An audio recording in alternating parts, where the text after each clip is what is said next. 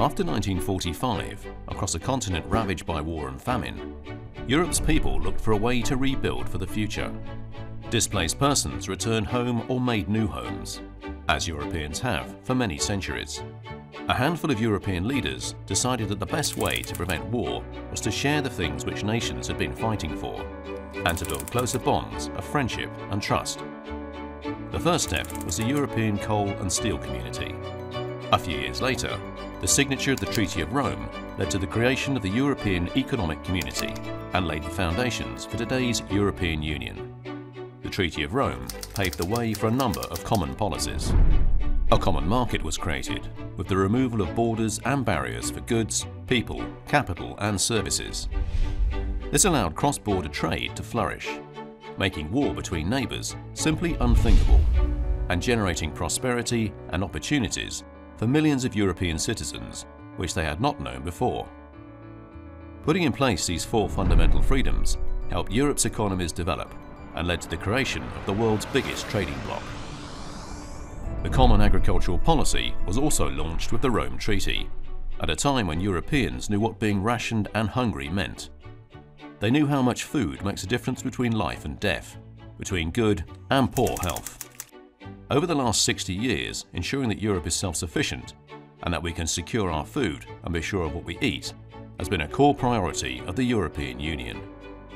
After the Second World War, Europeans wanted a strong social policy aimed at sheltering the weakest, and so the Rome Treaty established the European Social Fund. Today, over 1/3 of the EU budget is spent on economic and social cohesion. The European Union was founded on coal and steel. Today, the European Energy Union will ensure that Europe has secure, affordable and climate-friendly energy. Wiser use of our resources and greater energy efficiency are key to fighting climate change and also to generating new jobs, growth and investment in Europe. Over time, new challenges emerged in Europe, with technological progress, globalization and several enlargements of the EU. This called for an extension of the fundamental freedoms into new domains.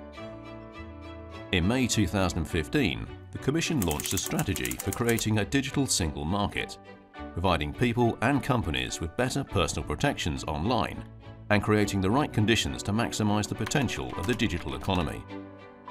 In 2016, the President of the European Commission, Jean-Claude Juncker, called for a European pillar of social rights in the euro area to address crucial social challenges, including poverty and income inequality.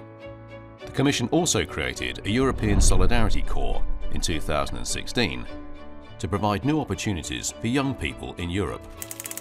Over its 60 years of existence, the Treaty of Rome has evolved with the European Union, and new treaties have been needed to keep pace with its growth and development.